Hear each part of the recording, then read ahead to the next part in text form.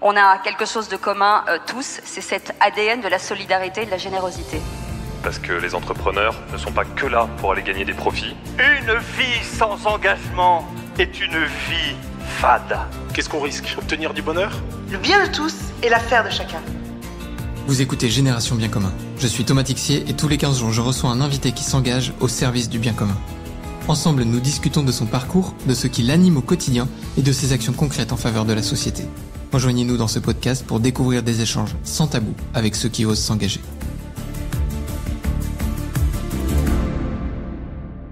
Bonjour chers amis et bienvenue sur ce nouvel épisode du podcast de la Nuit du Bien Commun. Aujourd'hui, nous allons découvrir l'histoire derrière le pitch de Hubert. Bonjour Hubert. Bonjour Thomas. Comment vas-tu ? Eh ben, ça va très bien, je suis heureux d'être là. Écoute, je suis ravi de te recevoir. Il est 8h05 pour être exact. Mais petite pensée du coup pour tous les militaires qui en ce moment saluent le drapeau français pour le lever des couleurs. Parce qu'aujourd'hui, on va parler de la Légion étrangère. On va parler du coup un peu de nos armées, de nos anciens, de nos blessés. Hubert, tu peux en 2 secondes te présenter ? Oui, alors je suis donc lieutenant-colonel dans l'armée de terre et en particulier à la Légion étrangère. Je suis tombé, entre guillemets, dans la Légion étrangère, on verra après, c'est important, tomber dans la Légion étrangère il y a un peu plus de 32 ans. Voilà, et j'ai découvert ce monde-là et j'ai toujours voulu y rester. Alors je suis pas resté toujours parce que les militaires sont mutés, etc. Mais j'ai fait beaucoup de temps au 2e régiment étranger de parachutistes à Calvi, la plupart de mon temps, voilà, et quelques passages en état-major. Et aujourd'hui, je sers au commandement de la Légion étrangère et ma mission auprès du général commandant, c'est de m'occuper de l'entraide au sein de la Légion étrangère. Pourquoi tomber ? Parce que je voulais faire une carrière militaire. J'ai essayé différentes pistes et puis finalement j'ai fait les EOR, donc élève officier de réserve. Et puis j'ai découvert qu'à la sortie de cette formation, alors que c'était pas du tout l'habitude, il y avait une place à la Légion étrangère et en particulier au 2e rep. Alors pour moi c'était le saint des saints d'être au 2e rep. Et donc j'ai pu choisir cette place-là. Je suis arrivé là-dedans et quand je me suis retrouvé là, je me suis dit donc ça y est, j'y suis. C'est fabuleux. Combien de temps je vais y rester ? Et je me suis dit ça. Et voilà, je suis resté longtemps. Ouais, à ce moment-là, dans ta tête, la question, c'est plutôt, je vais tenir 6 mois ou 3 semaines, quoi, j'imagine. Oui, c'était ça. Je me disais, mais j'ai pas le niveau pour être ici, moi. Et en fait, si. Faut le croire. En tout cas, tu l'as vécu, ça, c'est sûr. Ouais. Un chapeau excellent. J'avais pas cet aspect-là de l'histoire. Et du coup, le 2e rep, en 2 secondes un peu, c'est quoi vos grandes missions quand t'étais là-bas ? Alors le 2e, donc régiment étranger de parachutistes, donc c'est un régiment de parachutistes de la Légion étrangère et c'est un régiment d'infanterie. C'est un régiment très opérationnel qui est entièrement tourné vers les opérations du moment. Donc en l'occurrence, moi j'ai commencé là-bas en 92 jusqu'en 2019, donc c'était très tourné sur les opérations extérieures, la Bosnie, l'Afghanistan, l'Afrique de manière générale, voilà, très tourné sur les opérations extérieures d'intervention française. Et voilà, c'est un régiment qui n'a que ça en tête. C'est l'entraînement pour être le meilleur et toujours prêt. Et c'est un régiment qui effectivement a une vocation à être prêt au coup de sifflet. Il y a un dispositif d'alerte dans les armées françaises. Ouais. C'est l'échelon national d'urgence qui s'appelait auparavant le Guépard. Bon, enfin bref. Et il y a donc un tour d'alerte. Chaque unité prend son alerte. Mais assez traditionnellement et plus encore au début de ma carrière, le rep, lui, il pouvait être choisi n'importe quand. C'était pas obligatoire. Ouais, c'était le joker. Ouais, c'était le joker. Comme par exemple pour l'opération à Colvézi, il n'était pas du tout d'alerte lorsqu'il a été choisi. Ah, voilà. Excellent. Et donc moi, j'ai eu la chance de partir 2 fois en alerte. C'est-à-dire que voilà, on est là. Certes, on sait qu'on est en alerte, mais donc tu vis ta vie normale. T'es pas loin de la caserne. On est proche, on a nos affaires à peu près prêtes, on sait qu'on peut tout coaliser pour pouvoir partir. Et puis parfois ça se produit. Voilà. Parfois on voit aussi les autres compagnies partir. Tu y as ça à biper chez le voisin mais pas chez moi. Ouais, voilà. Et une fois, en tout cas une grosse fois, ça m'est arrivé. C'est quoi la montée d'adrénaline ça se passe comment ? C'est un coup de fil ? T'as un beeper ? Non, c'est un coup de fil. Hein. Ouais. C'est bon. Assez souvent, il y a les prémices. Donc on sait que, bon, écoutez les gars, là, ça commence à se présenter un petit peu, il y a des prémices. Et puis à un moment, on reçoit un coup de téléphone, ok, allez, c'est parti. Et là, en fait, il n'y a pas vraiment de montée d'adrénaline parce que à ce moment-là, on va dérouler tout ce qu'on sait faire, tout ce qu'on a mis en place. On va dérouler le plan, quoi, en fait. Hein. C'est, voilà, je colise, je me rassemble, j'embarque dans l'avion, je pars, etc. Par contre, en arrivant sur place, là, on découvre la mission. Qu'est-ce qu'on va devoir faire? Où est-ce qu'on va être installé? Quelle mission on va avoir concrète sur le terrain? Ouais. Oui, donc le départ, en fait, finalement, un truc un peu... C'est une machine bien huilée. Oui, voilà. Par contre, il faut effectivement que ce soit bien huilé. Il faut que ça, on l'ait répété, qu'on sache précisément, chacun sait ce qu'il doit faire, etc. C'est toute une alchimie. Pas une alchimie, c'est une organisation. C'est quoi ton meilleur souvenir en 32 ans dans les armées et à la Légion? Oula. Je vais en citer deux. Parce que le premier, en fait, et j'étais tout jeune, c'est Noël. C'est mon premier Noël à la Légion, et donc à Calvi. C'était en décembre 92. Et là, j'ai découvert ce que c'était que Noël à la Légion étrangère. Puisque donc, le soir de Noël, tout le régiment, cadre compris, même ceux qui ont des familles, etc., et qui habitent à quelques kilomètres du quartier, se retrouvent et passent Noël ensemble. Un repas, une veillée, et puis ensuite des discussions autour d'une bière, voilà. Et assez tard dans la nuit. Mais c'est là où on se raconte, en fait, chacun, qui on est, etc. Il y a une règle, c'est de jamais demander à un légionnaire ce qu'il a fait avant. Mais en fait, dans cette nuit-là, on peut se raconter ça. Enfin, on ne pose pas la question, mais chacun il y a une espèce dit. De magie qui... Ouais. Et ça, j'ai trouvé ça incroyable. Et puis, les légionnaires préparent tout ça de manière très... Enfin, ils sont hyper motivés. Tout le monde, un peu comme dans une famille, tout le monde se met à préparer l'événement. C'était génial. Donc ça, c'est vraiment le premier qui m'a marqué beaucoup. Et le deuxième, c'est un événement opérationnel. C'est quand, effectivement, on est parti donc en alerte en Côte d'Ivoire. Et puis, ensuite, on a été déployé pour, puis c'était la première fois qu'il y avait un contact, c'est-à-dire un engagement, au feu. Voilà. Donc, je dirais que c'est marquant. Ouais, c'est marquant. Ouais.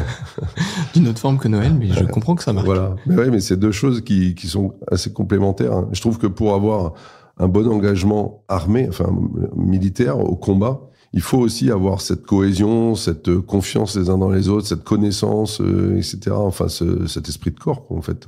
C'est important. Hein. Enfin, moi, je vois pas les deux l'un sans l'autre. Ça peut pas marcher. Oui, Noël peut pas aller sans le premier jour au feu. Oui, aussi. Voilà. Encore une fois, on se raconte tout ça. Franchement, je trouve que c'est un engagement magnifique et la Légion m'a toujours beaucoup attiré. Moi, pour la petite anecdote, j'ai longtemps rêvé d'être dans les armées. Je rêvais pendant un temps de la partie gendarmerie. Et après, comme beaucoup de gamins, je pense, j'ai aussi rêvé pas mal des forces spéciales. Oui. Aujourd'hui, tu vois, j'enregistre des podcasts. C'est moins épique, mais c'est très sympa et j'adore ça. Mais je trouve que c'est un univers qui est magnifique, qui a cette notion d'engagement extrêmement fort, qui prend du temps. Et si je fais un peu une analogie avec le monde associatif, encore plus à la Légion, où vous avez cet esprit de famille qui est plus marqué qu'ailleurs. Ouais, il faut réussir à avoir cet équilibre entre vie de famille et vie perso. Comment tu dis à ta femme, en fait, chérie, à la Légion, il y a Noël, et du coup, je serai pas là, quoi. Oui. Tu le dis. Parce que, c'est vraiment, vous êtes juste entre vous à Noël. Oui. Il n'y a pas vos familles, donc ça veut dire que ta femme, tes enfants. Voilà. Elles passent Noël à la maison. Souvent, les épouses comme ça se regroupent parfois entre elles à 3-4. Elles se font leur petite soirée de Noël ensemble avec les enfants. Et puis c'est le 25 qu'en fait on fête Noël en famille le 25. Ouais, c'est super fort quand même. Mais après les épouses, c'est difficile pour elles, bien sûr. Mais c'est connu. Oui, tu le découvres pas le 23. Elle n'arrive pas, le 23. Ah bon, tu ne seras pas là. Non. C'est vrai que le métier militaire est un métier d'engagement. C'est pareil, quand on part au coup de sifflet en mission extérieure pour 3 mois, 4 mois, parfois on ne sait pas. Oui, c'est quelque chose qui est dans le métier. C'est comme ça, on s'est connus avant. Tu t'es retrouvé sur la scène de la Nuit du bien commun, du coup, l'année dernière, pour parler du foyer d'entraide de la Légion étrangère.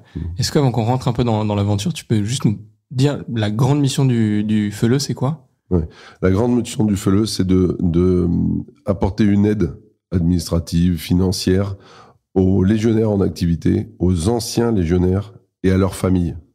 Voilà. Toute cette population-là, on leur apporte une aide, suivant ce dont ils ont besoin. Différentes formes. Ça peut être parfois, on apporte des aides financières, par exemple pour payer des dispositifs médicaux.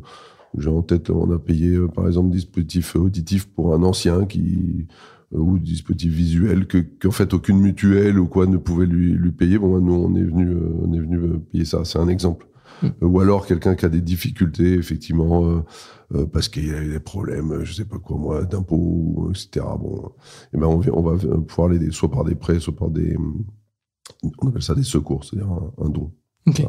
Voilà. Mais aussi, le gros pôle d'activité du foyer d'entraide de la Légion étrangère, c'est l'Institution des Invalides de la Légion étrangère à Puy-Loubier, donc à côté d'Aix-en-Provence. C'est un grand domaine où là, on accueille des anciens légionnaires et des blessés, et on leur offre un foyer d'accueil, en fait, sans condition de ressources. C'est-à-dire que ces hommes qui ont servi la France dans la Légion étrangère, eh ben, ils trouvent là un accueil, et même s'ils n'ont plus un sou, parce que certains ont eu des difficultés dans la vie, voilà, ils se retrouvent sans le sou, et ben nous on les accueille. Voilà, ceux qui ont de l'argent, ben, ils payent une pension, les autres en payent pas. Par contre, tout le monde est appelé à avoir une activité dans l'institution. Voilà, soit alors on a une vigne, on fait du vin, et donc il y a des anciens qui travaillent dans la vigne. Ouais, il est excellent. Le fameux vin de Puy-Loubier, Légion étrangère. Voilà, donc certains travaillent à la vigne, d'autres travaillent à l'oliveraie aussi. Bon, enfin, disons, certains travaillent à l'agriculture, d'autres... Oui, du coup, tu peux faire ou de la vigne ou de l'oliveraie. Voilà, on est en train de lancer une activité apiculture aussi. On va pouvoir goûter le miel de la Légion. Oui. Certains régiments le font déjà, mais on va en faire un... Puy-Loubier, Légion. La barre au-dessus. J'espère. Voilà. Il y a aussi un atelier de céramique où donc certains anciens fabriquent des céramiques. Ça peut être des personnages. Bon, c'est très axé sur des modèles Légion. Voilà. Des insignes, des flammes Légion, etc. Mais ça peut être aussi des commandes de particuliers qui voudraient une petite statuette ou quelque chose. Donc voilà, il y a un atelier céramique, on a une imprimante 3D, on fait ensuite les moules, etc. Enfin, bon, ouais, c'est bien, mais les anciens trouvent là une activité à leur mesure, c'est-à-dire en fonction de leur handicap ou de leurs difficultés physiques. Bon, ben, ils trouvent là quand même de quoi s'occuper. Voilà, il y a aussi un atelier reliure. Et puis, il y a toute la vie de l'institution. Il y a une boutique où on vend tous ces produits-là. Il y a une popote où on peut, enfin, un restaurant, en fait, où on peut accueillir parce que ce domaine est ouvert à la visite. Et donc, il y a un petit restaurant où les gens peuvent déjeuner, boire un verre, déjeuner. Donc, il faut servir là. Il y a aussi, ces légionnaires qui habitent sur place, ces anciens légionnaires qui habitent sur place, mais ils ont un foyer, ils ont une laverie, ils ont un petit bar, voilà, ils ont le restaurant, et ben tout ça, ça vit avec un certain nombre d'anciens qui donnent de leur temps. Il y a le coiffeur aussi, etc. Il y a aussi des salariés privés, parce qu'il faut une structure quand même. Les anciens, ils travaillent pas, ils font pas 35 heures. Oui, j'imagine. Puis t'as des blessés. Voilà, c'est ça. C'est en fonction de leur capacité. Et c'est un petit volume d'heures, c'est 2 heures par jour, voilà, quelque chose comme ça. T'as une partie civile qui fait tourner le fond de la machine, oui. Et les anciens qui sont en capacité donnent le temps qu'ils peuvent. Voilà, c'est exactement ça. C'est une bonne, c'est un bon équilibre entre tout ça pour que l'institution vive et puis que les anciens aient une activité et restent pas dans leur chambre toute la journée à regarder la télé. Et à Puy-Loubier, ce qui serait dommage. Et à Puy-Loubier, du coup, vous avez combien d'anciens légionnaires ? Actuellement, il y en a 66 aujourd'hui. Il y en a 66. C'est en dessous de notre maximum. On pourrait aller jusqu'à une centaine. Okay. Mais voilà, on travaille aussi d'ailleurs sur l'image de notre institution à Puy-Loubier. Parce que, assez paradoxalement, à l'intérieur de l'institution, chez les légionnaires, l'image n'est pas excellente. Ils ont une image, et d'ailleurs le nom Institution des Invalides de la Légion étrangère n'est pas très favorable à ça. Ils ont une image de fin de vie. Le légionnaire qui est jeune, qui est dans son régiment, on lui dit, oui, tu pourras aller à Puy-Loubier. L'institution des Invalides, non, ça c'est pas pour moi. Donc, en fait, il est dans la force de l'âge, lui, il veut sauter en parachute, quoi. Oui, c'est ça. Et le problème, c'est que du coup, quand il est parti hors de la Légion, il a fait sa vie, etc. Quand il est en difficulté, il pense pas à ce foyer-là. Et donc nous, effectivement, on travaille pas mal sur l'image là qu'on renvoie à l'intérieur pour qu'ils sachent toujours qu'il y a cet accueil. On s'occupe, le gars qui signe un contrat à la Légion étrangère, s'il le respecte, il sait que jusqu'à la fin de sa vie, il pourra être aidé, accueilli par la Légion étrangère. Ça, c'est ma mission, ça. C'est vraiment de dire, ok, voilà, du début à la fin, le gars, il s'est engagé. Jusqu'au bout, je l'aiderai pour qu'il ait une vie digne. Et comment toi, t'as fait la bascule du deuxième rep où t'étais ce jeune qui se dit, pétard, j'ai pas le niveau, je vais partir dans 3 semaines, je vais m'occuper des anciens. Parce que ce schéma, il y a un moment où toi, tu l'as fait, parce que cette mission, tu l'as voulu. Oui, c'était assez rapidement. Je me suis dit, moi, c'est ça que je veux faire. Mais parce que, voilà, j'ai cité Noël tout à l'heure, mon premier Noël. Là, je me suis rendu compte qu'il y avait vraiment une chaleur humaine et une richesse humaine là chez les légionnaires qui est fabuleuse. Voilà. Et c'est des gens qui sont touchants, ils sont vrais. Enfin voilà, ils ont rarement, quand on rentre vraiment en relation avec eux, ils sont vrais, ils sont francs. Ils se donnent pas une image ils essayent pas de renvoyer une image de quelqu'un. Ils sont ceux qu'ils sont, et ils ont souvent vécu beaucoup de choses assez particulières, assez difficiles parfois, etc. Et ils sont, en plus, le cadre Légion étrangère leur donne beaucoup aussi de références, de comportement, de tenue, etc. C'est-à-dire ça part pas dans tous les sens. On est quand même, voilà, on a une attitude valorisante toujours. Enfin, je sais pas si je m'exprime bien. Mais ouais, alors pour moi c'est très clair, mais peut-être je vais essayer de le reformuler pour nos auditeurs, comme ça tu me diras si c'est les bons termes. Je trouve qu'à la Légion, et pour vous avoir croisé à l'Olympia et m'être aussi un peu intéressé, vous avez un esprit de corps où on va venir respecter à la fois la tradition, on va respecter l'esprit de corps au sens de l'équipe, si je peux employer une analogie civile, extrêmement fort. Et donc chaque chose que je vais faire me représente moi, mais représente aussi l'équipe. Et donc je dois avoir cette tenue de pouvoir. Donc je vais être, je vais bien me tenir, je vais bien parler, je vais être bon dans mon métier au quotidien parce que c'est pour moi déjà, et puis parce que moi ça fait aussi le corps. Et plus on va tous être bons, en fait c'est un peu comme les lattes d'un tonneau, quoi. Le niveau de la Légion, il est au niveau de la latte la plus basse. Donc si je suis la latte la plus basse et que je grandis, je fais progresser le reste de la Légion, et puis ainsi de suite, chacun monte sa latte, j'allais dire, pour être le plus haut. Ça, c'est bien résumé? Oui, c'est un petit peu ça. Oui, c'est vrai, chez les légionnaires, il y a aussi une certaine courtoisie, une bonne éducation, effectivement, qui est liée d'ailleurs à une chose importante, c'est que le fait de devoir rassembler et faire aller dans le même sens une quantité de gens qui viennent de partout dans le monde. Aujourd'hui, il y a 147 nationalités au sein de la Légion étrangère. Donc, ça vient vraiment de partout dans le monde, avec des cultures différentes, etc. Il faut donner des repères. Il faut que les gens, tous, soient sur les mêmes repères. Alors, ça commence par des choses très basiques. C'est le matin, on se rassemble à telle heure, dans telle tenue, et il y a les couleurs, etc. Voilà. Enfin, ça, c'est des choses qui sont aussi basiques un peu pour tout le monde. Mais il y a aussi beaucoup de références on fait beaucoup dans le mémoriel. D'ailleurs, le foyer d'entraide de la Légion étrangère finance aussi du mémoriel, dans le sens, par exemple, des monuments aux morts. Chaque régiment a son monument aux morts. On fait d'autres types de monuments, ou de murs, par exemple, avec les noms des légionnaires décédés au combat. Voilà, une des salles d'honneur où on met des objets, etc. On est très attentif à ça parce que ça donne une référence commune à tout ce monde qui vient de partout. Ça donne vraiment, et il faut que ce soit physique, il faut que ce soit matérialisé, les choses.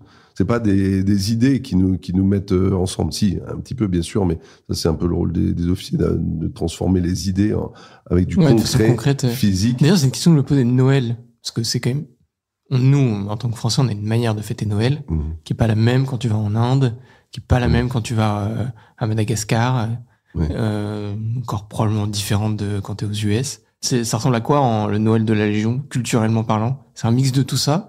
C'est très français dans le fond? Non, c'est plutôt français. Ouais. Oui. Donc on a un beau sapin bien décoré. Ouais, il y a toujours un sapin, il y a une crèche. D'ailleurs, il y a un concours de crèche le jour de Noël. Magnifique. Chaque compagnie, chaque unité, parfois dans certains régiments même les sections, enfin chaque unité fait une crèche et il y a un concours. Il y a un petit jury qui est identifié à la fois avec des gens du régiment et des gens de l'extérieur, souvent le maire de la ville, etc. et viennent et puis notent. Voilà, on voit une crèche. Mais alors une crèche, c'est pas juste sur une petite table, Jésus, Marie, Joseph, etc. C'est pas tout à fait ça. C'est plus une espèce de spectacle parfois vivant, parfois avec des marionnettes, etc. Ou voilà, qui tient carrément une salle complète. Et il y a tout un discours. On fait pas les choses qu'à moitié. Il y a tout ouais, c'est une animation en fait, avec un discours et qui souvent reprend les activités de l'année, les engagements opérationnels, etc. Et vient sur l'ensemble de ce qui a été fait dans l'histoire ou dans l'année, et revient focaliser sur ce moment de retrouvailles et de travail sur le noyau en fait, matérialisé par la crèche et la Sainte Famille, mais voilà, en fait c'est ça, on vient se retrouver sur soi, entre nous là. Voilà. Et c'est ça le schéma en fait de cette crèche de Noël. Donc voilà, toutes les unités font ça. Ensuite, il y a concrètement un repas en commun où chaque légionnaire reçoit un cadeau. Donc, fait par un autre du coup, c'est un peu non, Santa Claus. Non, c'est les petites activités en fait, on a des petits budgets pour ça.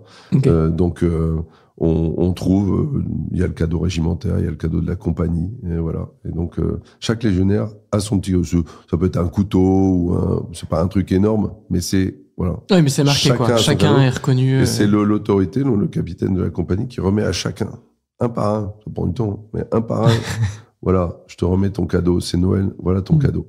Voilà, et ensuite on dîne, et là pendant le dîner, les légionnaires font des sketchs, c'est-à-dire qu'ils miment un peu les travers de leur cadre. C'est très drôle, très très drôle. Et là, on rejoint la richesse des légionnaires qui ont des idées fabuleuses. C'est génial. Et donc voilà, il y a tout ce dîner spectacle en fait, voilà. Et ensuite, comme je disais, on se retrouve dans des petites popotes pour s'échanger voilà, nos histoires. Voilà, ça c'est la soirée de Noël. Mais trop, donc c'est vraiment, t'as à la fois, effectivement, c'est imprégné d'une culture française, oui, européenne, chrétienne. Oui. Je trouve ça beau aussi d'oser le moment un peu de sketch et du coup d'autodérision pour les cadres, pour les officiers. Je pense que ça, c'est un truc qui servirait plus dans les entreprises, tu vois, et même dans certaines assos, parfois oser par le rire, par la blague, par l'autodérision, entendre aussi parfois des messages et des travers qu'on peut avoir quand on manage, quand on dirige, ou quand on commande. C'est un truc, c'est pas simple, je trouve, d'arriver à mettre en place un feedback qui remonte sur ces travers, et puis oser le dire à son boss. Bon, là-dessus, en vrai, t'es un peu caricatural ou t'abuses un peu. C'est pas tout à fait la meilleure manière pour me prendre ou pour prendre d'ailleurs l'équipe. C'est exactement ça. C'est ce qui se fait là, oui. Et il y a un autre moment d'autodérision dans la Légion étrangère. C'est au moment de Cameron, donc la grande fête de la Légion étrangère. Le matin de Cameron, c'est les cadres qui viennent réveiller les légionnaires, donc ils viennent les trouver dans leur chambre pour les réveiller, voilà, le matin très tôt. C'est eux qui servent, c'est les cadres qui servent le petit déjeuner et qui font les corvées, etc. Voilà, donc on fait une sorte d'inversion là, dans quelques heures. C'est court, mais ça montre aussi voilà que voilà, il n'y a pas les cadres d'un côté, les légionnaires de l'autre. On est ensemble. Magnifique. Une belle fête de Cameron d'ailleurs qui approche dans un petit mois. Un petit mois, 30 avril, dans tous les régiments de la Légion étrangère. Et toute unité d'ailleurs se regroupe pour fêter Cameron le 30 avril. Même si c'est dans la semaine, c'est le 30 avril. Oui, même si ça tombe un dimanche, c'est le 30 avril. Dimanche, c'est le 30 avril. 30 avril. C'est comme Noël. C'est comme Noël. Tu prends la date et tu la vis. On se trompe jamais. Et comment ton regard entre du coup le jeune homme qui se dit au deuxième rep, en fait, bah là mon rêve ou mon envie de demain, c'est d'aller m'occuper de ce lien entre les légionnaires. J'imagine que pour la plupart de tes camarades de promo, le rêve c'est plutôt de partir au combat, de partir au feu. Comment tu vis ça? J'allais dire intrinsèquement, il y a un côté où tu le disais tout à l'heure, mais puis l'oublier, ça n'a pas forcément la belle image dans la Légion parce que on pense invalide. Du coup, ça renvoie pour le militaire à sa faiblesse. Ça veut dire demain je peux me blesser, je peux perdre un membre.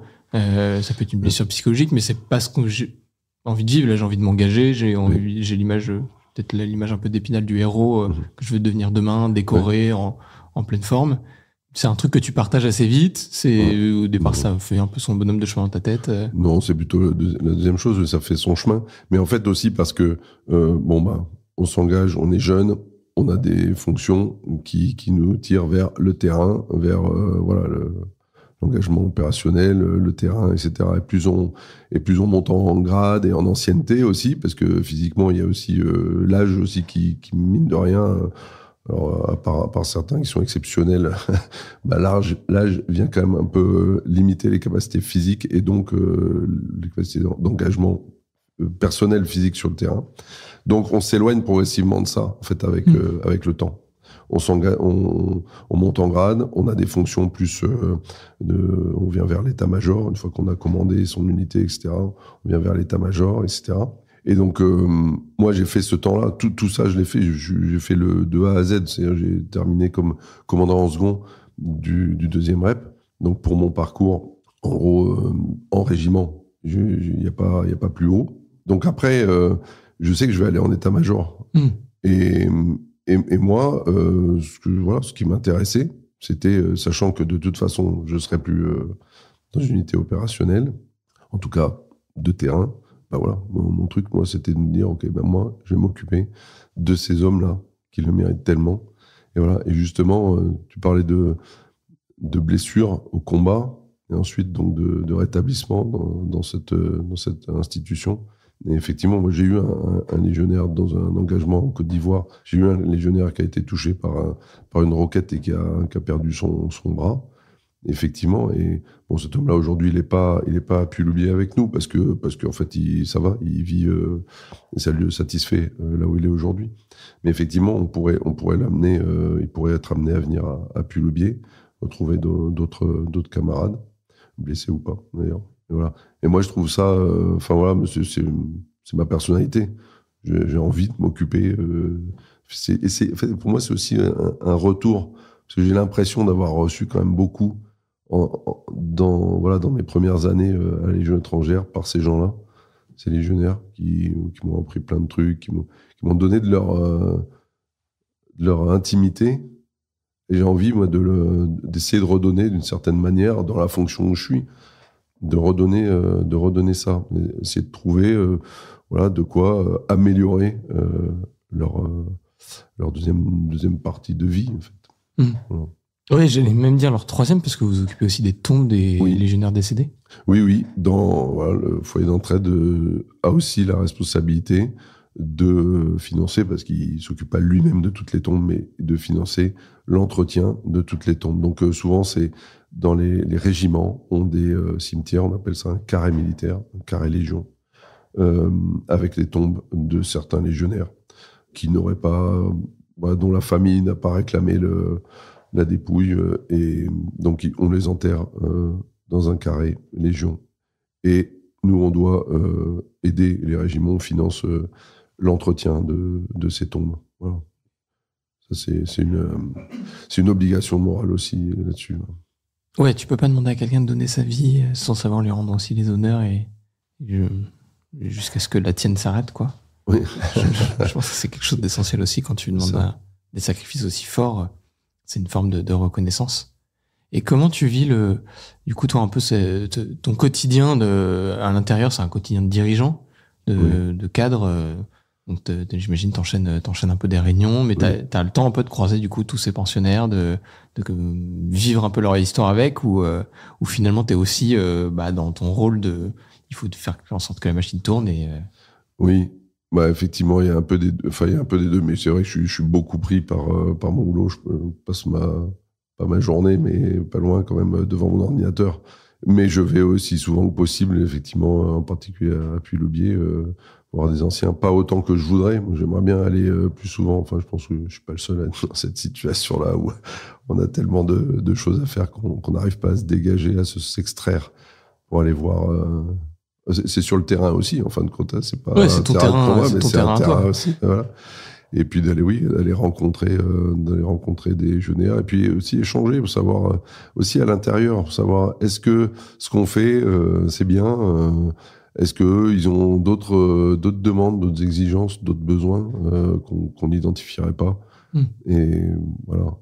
Oui, il y a tout un travail là-dessus aussi, voilà, que j'essaie de faire. Après, dans mon métier au quotidien, je me dis quand même si je suis devant mon ordi et que j'ai fait des papiers, voilà, parfois il y a une sorte de combat aussi administratif, enfin pas administratif, mais par mail, par échange, en disant non mais ça, nous on a besoin de ça, il faut nous le donner parce qu'il faut expliquer, etc. C'est aussi une forme de combat, hein, d'essayer de gagner des choses pour les anciens, pour les blessés, pour tout le monde. Parce qu'aujourd'hui, le FELE, en plus, ne vit que de dons. Oui. Techniquement, tu vas chercher aussi ton financement, t'es aussi un fundraiser dans l'âme. Ben, il faut... voilà, alors on a des équipes pour ça, mais effectivement, oui. Le FELE, il vit de ses dons et quand même aussi de ses productions. Puisque, bien sûr, comme ça représente quoi dans la part de fonctionnement, ce que vous produisez? Je sais pas. Okay. Voilà, je vais pas mentir. J'ai pas en tête les... Mais en tout cas, ce qui est sûr, c'est que sans les dons, on n'est pas à l'équilibre. Ouais. Notre modèle de fonctionnement depuis le biais là, on essaye de l'améliorer constamment pour pouvoir Il s'agit pas d'être rentable. Voilà, c'est de la solidarité. On doit ça. De toute façon, on doit ce qu'on fait. Donc, il n'y a pas obligatoirement une logique de rentabilité. L'atelier céramique ou l'atelier reliure, ils sont pas rentables.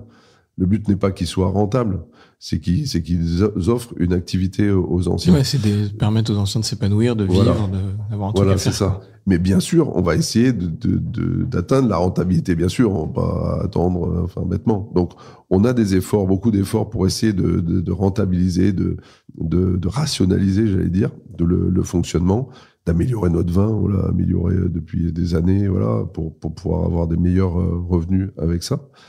Se diversifier, je dis citer l'apiculture, le livret, etc. Voilà, donc on essaye de faire ça, mais quoi qu'il en soit, pour l'instant, ça ne permet pas d'être à l'équilibre. Effectivement, on vit avec les dons et les legs, voilà, qui sont une part importante de nos ressources. Voilà. Et effectivement, il faut batailler. Et je remercie d'ailleurs la Maison du Bien Commun, parce que dans la préparation de la Nuit du Bien Commun, et j'ai eu l'occasion de rencontrer des spécialistes du mécénat ou de la gestion de bases de données, de bases de donateurs, etc. Et donc c'est très utile parce que en fait nous on n'a pas de compétences. Oui, toi au départ tu as été formé pour aller sur un terrain en parachute, quoi. Voilà, c'est ça. Et donc, on tâtonne un petit peu. Parfois, on essaie de se structurer de notre mieux pour effectivement avoir des dons, trouver les moyens de nos objectifs. C'est quoi aujourd'hui? Tu m'as dit il y a des legs, donc les legs, j'imagine que c'est pas mal d'anciens légionnaires. Oui, mais pas seulement. L'autre jour, j'ai eu un coup de téléphone d'un gars qui me dit je voudrais léguer à la Légion étrangère. Mais oui, on discute un petit peu. Je dis, mais je peux vous demander pourquoi voilà. Ah, mais je suis un ancien sous-officier, pas de Légion étrangère. Je suis un ancien sous-officier. Je veux donner à la Légion, c'est ça qui est bien. La Légion, c'est super. Et voilà. Bon, merci beaucoup. Et puis, après, on fait les choses. Mais c'est assez incroyable. Il y a des personnes qui, parfois, assez souvent quand même, pour ceux qui ne sont pas les anciens légionnaires, c'est quand même des gens qui, à un moment dans leur vie, ont eu un contact avec la Légion étrangère. Soit dans une opération, par exemple, c'est arrivé qu'il y ait des gens qui soient sauvés par une unité de Légion qui passait. Voilà, on a en Afrique à Bangui, par exemple, je sais, ou voilà, au Congo, etc. Et des gens qui ont été sauvés par la Légion étrangère et qui se disent j'ai entre guillemets, j'ai une petite dette, entre guillemets. Et voilà, donc il y a des gens qui font ça pour ça aussi. Et ceux qui sont plutôt sur la logique du don, ça va être un peu la même logique des particuliers, des entreprises. Qu'est-ce que tu démarches au quotidien? Oui, on a des entreprises, mais on a beaucoup de... En fait, il y a les grands donateurs qui sont fidèles et qui nous aident régulièrement, des fondations, des particuliers qui nous aident régulièrement. Et puis, on a quand même un socle de petits donateurs, des gens qui donnent peu, mais très régulièrement. Et ça aussi, ça fait chaud au cœur. C'est des gens qui n'ont pas beaucoup, mais ils le donnent. Ouais, c'est ce qui m'a... Tu vois, à la nuit du bien commun, moi, le truc qui me touche le plus, c'est quand tu vois des bénéficiaires qui, dans le quotidien, sont des anciens chez toi, par exemple. T'as le pitch qui se déroule, puis on arrive au palier à 100 et tu les vois lever leur panneau et tu dis, putain, en fait, les gars, ils en bénéficient tous les jours. Parfois, ils ont même pas les moyens de le payer, donc ça leur est offert par les dons d'autres. Et là, ils vont aussi faire ce sacrifice sur l'heure nécessaire, parce que c'est pas des gars qui ont du superflu. Mais c'est des dons qui, pour moi, ont une valeur peut-être émotionnelle, mais en tout cas une valeur très forte. Même si effectivement dans les montants, t'es pas sur les trucs mirobolants, mais en fait ça aide, ça permet, ça contribue. Et j'aime pas cette phrase qu'elle fait un peu condescendante, mais en fait chaque don compte, même les plus petits, et surtout en fait pour moi les plus petits dans le fond, c'est ceux qui sont le plus. Je trouve que c'est tellement plus fort quand tu donnes sur ton nécessaire, quand c'est dans ta zone de confort où tu vois pas la différence. Alors ça compte, hein, et merci à tous ceux qui le font. Mais bien sûr.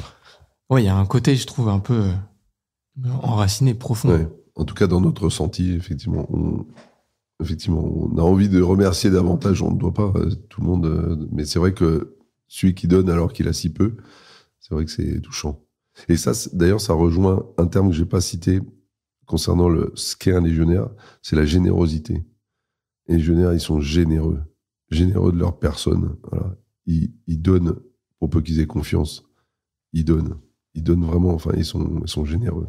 Tu sais que j'avais été bluffé de ça, parce qu'au moment où, du coup, on organisait la nuit du bien commun, on avait évoqué le fait que la musique vienne. Et la première fois où j'ai eu l'officier qui se chargeait de la musique, je m'attendais à ce qu'il me dise oui, on va venir, on va être 2-3. Et il m'a cité toute la musique de la Légion. Il m'a dit on peut débarquer à 60. J'étais là, ok. Là, tout de suite, je ne sais pas où je vais me mettre, mais j'ai été hyper touché de la volonté aussi d'engagement d'une unité a fortiori dont la plupart étaient en OPEX juste avant. Oui. Donc ils allaient rentrer fatigués, ils allaient scoltiner l'Olympia le lendemain et tout. Et j'ai été hyper touché de ça. Et le jour J, on a une phrase qui a fait son temps dans l'équipe événementielle, parce que je discutais avec l'un des sous-off qui faisait le trombone le jour J, et je lui dis ça va, vous êtes pas trop fatigué et tout. Il dit non, je suis le plus heureux du monde parce que je vais jouer à l'Olympia. Et dans ma tête, au début, je me suis dit, ouais, c'est hyper sympa, il vient faire les jingles, ça va durer 40 secondes grand max. Ça, c'est la réaction que j'ai dans ma tête, mais je lui partage pas tout de suite. Et il me dit, et en fait, il fait cette phrase dans la seconde quand il me dit, c'est quelques secondes, mais je vais jouer là où Johnny a joué, là où Edith Piaf a chanté, je vais faire l'Olympia, et toutes les autres musiques de l'armée seront jalouses. La Légion a déjà joué à l'Olympia, mais je vais faire un solo à l'Olympia. J'ai été hyper touché de la générosité, de la joie aussi qu'il avait, alors que moi dans ma tête je me disais putain, ils doivent être lessivés de leur mission, ils doivent avoir qu'une envie, c'est de rentrer chez eux. Et en fait il y avait un esprit de corps, tu pitchais sur scène, la Légion était là, ils étaient au service, ils étaient engagés, et jusqu'au bout quoi. C'était franchement c'était une très belle leçon j'ai trouvé d'engagement et de joie de vivre les adversités, j'allais dire, du quotidien quoi. Tu t'apprêtes à rentrer, on te recale un truc.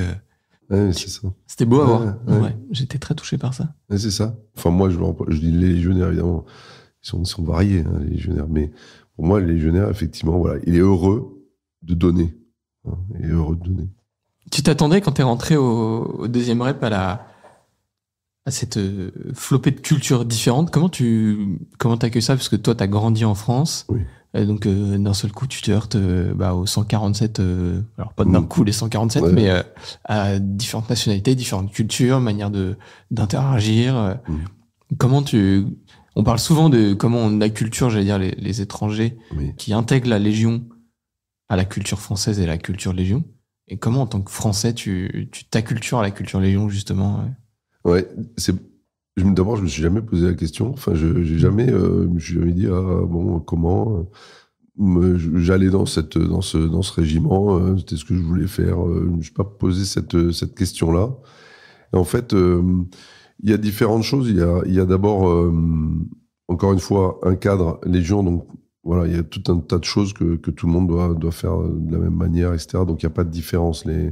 Les cultures, en fait, elles s'effacent un petit peu au profit de la règle qui est celle de la vie du régiment.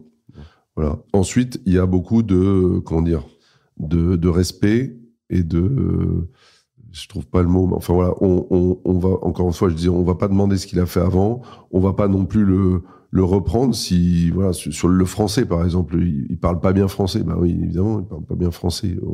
On va pas le montrer, lui dire, parle correctement, etc. Non, on va peut-être lui dire comment dire mieux, mais voilà. Donc il y a du respect de chacun dans ce qu'il est. C'est comme ça, en fait, que ça marche. Entre à la fois l'étranger qui vient et qui se met dans le moule qu'on lui donne, et le français, je veux dire, l'officier qui va se mettre à sa portée. Pareil, le discours, quand on s'adresse à sa section ou à sa compagnie, on fait attention au vocabulaire qu'on emploie. J'ai toujours fait attention de ne pas employer des mots compliqués. Voilà, il faut être simple, les gestes aussi, on parle beaucoup avec les mains, du coup. Voilà, il faut se mettre à la portée de tout le monde. Voilà.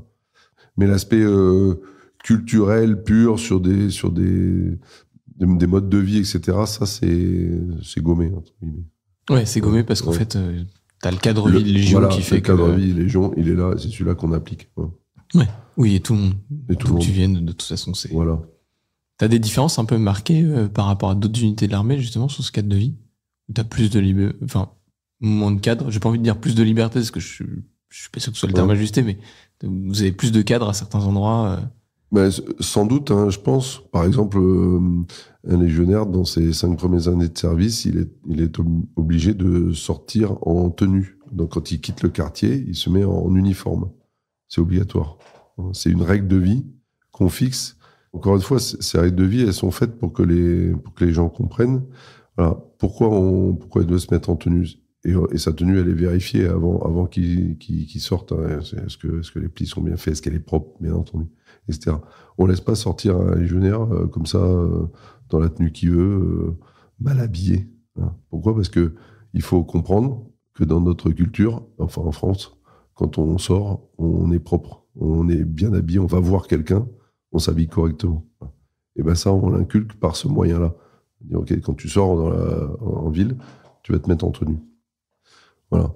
Je sais plus après quel était le... Ouais, non, mais marrant, on était sur les différences culturelles et tout, entre le français qui arrive et l'étranger, mais magnifique. Ouais, je trouve ça très beau il y a des choses comme ça c'est très important parce que dans les 5 premières années de service, effectivement, le gars, il vient et puis il a sa culture naturelle, enfin, qu'il le veuille ou non, il est ce qu'il est, et donc on le met dans un modèle Légion, lui, en mettant des règles de vie qui, effectivement, sont contraignantes, mais qui sont pas idiotes. Elles ont un sens, quoi. Toutes les règles, ça a un sens, et le but, c'est que sur ces X nationalités, X cultures, eh ben, on ne fasse qu'une seule même troupe, en tout cas, qui avance ensemble. Et après, pour répondre à la question, j'ai pas beaucoup je ne sais pas si dans les autres unités, c'est plus difficile ou moins, etc. J'ai servi exclusivement à la Légion étrangère, à part les états-majors, qui sont un petit peu différents. J'ai pas servi dans d'autres régiments. Donc, je sais pas, en fait. Oui, j'ai envie de dire que. T'es fait dans le moule Légion. Excellent. J'aimerais terminer sur une phrase que tu donnais dans ton pitch et qui est une belle phrase de la Légion. Ils sont devenus français non par le sang reçu, mais par le sang versé. Comment t'accueilles cette phrase, toi, dans ton quotidien, et justement aussi pour les anciens qui sont au Feleux, que t'accueillent, tout le travail aussi que vous faites sur l'entretien des tombes des anciens, elle résonne particulièrement pour toi? Oui. Alors, d'abord, il y a une réalité, acquérir la nationalité par le sang versé. Ça, c'est pour des gens qui sont décédés dans la loi. Donc, il a été légiféré que un légionnaire étranger qui serait mort au combat, on peut demander à ce qu'il reçoive la nationalité française. Voilà. Par le sang versé. Un moyen de naturalisation, en fait, par le sang versé. Donc ça, c'est vraiment quelque chose de très, très factuel et voilà, réel.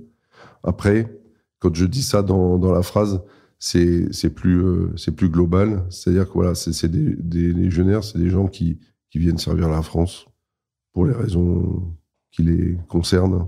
Ils viennent donner, ils viennent se donner, ils viennent donner ce qu'ils ont, ils viennent donner y compris leur santé, s'il faut. C'est-à-dire que là aussi, un légionnaire, il il recule pas. Enfin, il donne. Quand il donne. Il fait pas à moitié les choses.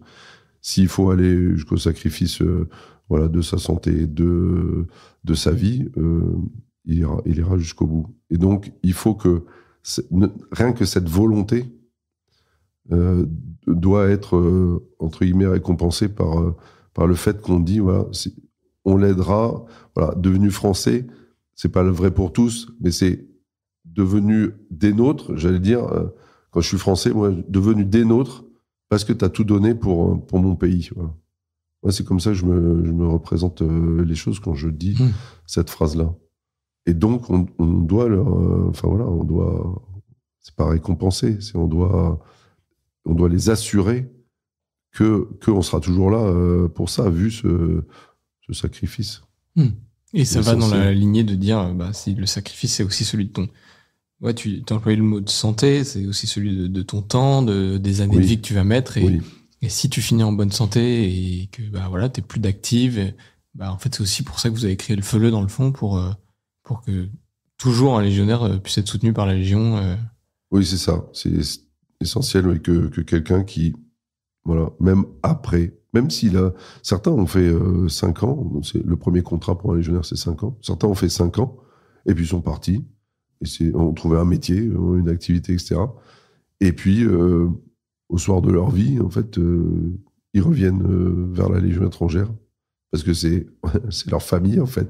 Ouais, c'est 5 ans qui te marquent quand même pour le reste de ta vie. Oui, légionnaire, il ne l'oubliera jamais. On peut identifier un légionnaire en lui demandant quel est ton numéro matricule. Parce que chaque légionnaire a un numéro matricule. C'est simple, ils le connaissent tous. Celui qui ne le connaît pas, c'est que c'est pas un légionnaire. C'est pas possible. C'est vrai. J'ai fait le test encore récemment. Voilà, donc effectivement, on va l'accueillir parce qu'il a donné à un moment donné.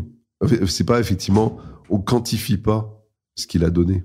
On le quantifie pas. C'est à un moment il a donné, donc il doit avoir un retour. Magnifique. Merci Hubert pour ce super chouette échange. J'étais hyper content de pouvoir papoter un peu avec toi et de partager. Vous avez peut-être entendu un petit clic parce qu'on a accueilli Zoé qui est venue faire 2-3 photos. Merci en tout cas, en vrai, c'était hyper enrichissant. Et j'étais très touché parce que je pense que dans toutes les associations ou les œuvres qui ont pu pitcher à Nuit du Bien Commun, t'as été vraiment le premier militaire en actif sur un projet militaire à monter sur scène, avec la beauté d'avoir accepté, j'allais dire, notre forme de commandement et notre difficulté. Alors, je pense que c'est très différent de sauter en parachute, mais je pense que l'exercice est aussi particulier de se retrouver à pitcher devant 1500 personnes à l'Olympia. Ça fait une belle aventure en plus, j'allais dire, sur le plateau de médailles.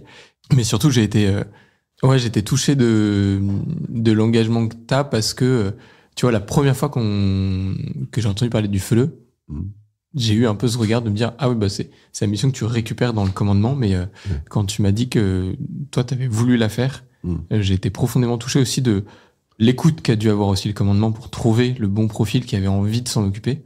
Et toi, l'attachement que t'avais pour eux, qui a fait aussi toute ton authenticité sur la scène de l'Olympia, et c'était magnifique. Puis de voir aussi les autres légionnaires s'impliquer autour de toi, le nombre de képis qui étaient là pour venir t'écouter. Ouais, j'avais été très touché par ça. Et donc merci pour tout ton partage, pour ce témoignage de vie, et longue vie à la Légion. Oui. Merci beaucoup, Thomas. C'était agréable de parler de tout ça.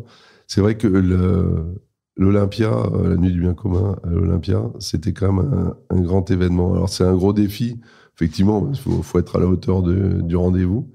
Mais moi, j'ai eu beaucoup d'émotions en fait en faisant ça, parce qu'effectivement, d'une part, j'ai dit, je pense que c'est le cas pour tous les autres, mais ce qu'on dit, ça nous touche. Enfin, c'est pas, on vient pas réciter un texte qu'on aurait appris, etc. Non, on dit le fond de ce qu'on pense, notre conviction intime.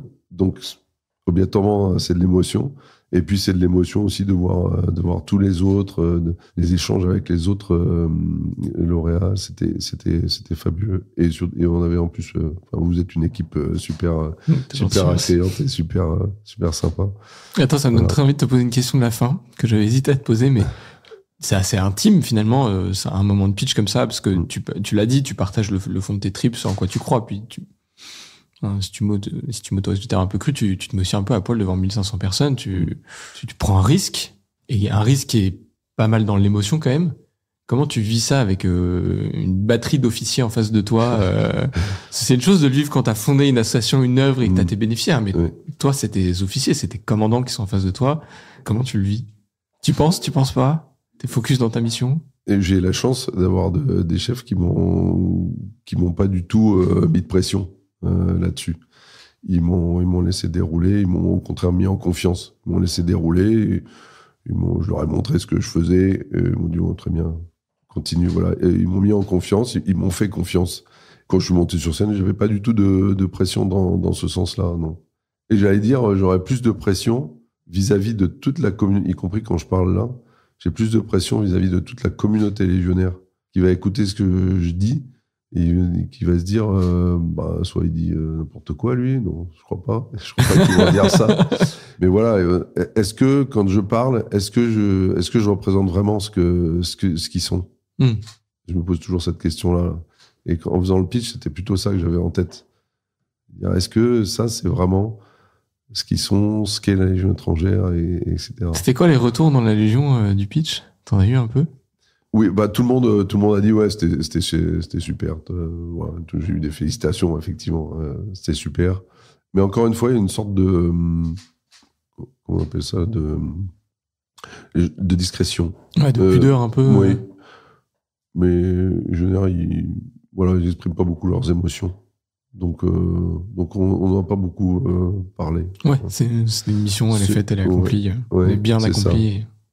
Bien sûr, tout le monde est heureux. C'est pas du tout le. Ouais, non, mais juste que voilà. Très masculin et en même temps, je comprends très très bien. Excellent. Un grand merci Hubert. Je te laisse repartir direction le sud de la France, reprendre ta mission opérationnelle au quotidien, à plus l'oublier.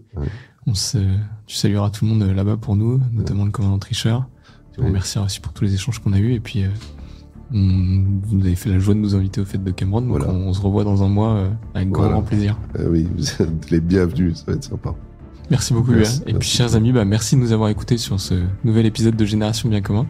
On se retrouve très bientôt pour un nouvel épisode. Merci d'avoir suivi cet échange, j'espère qu'il vous a plu.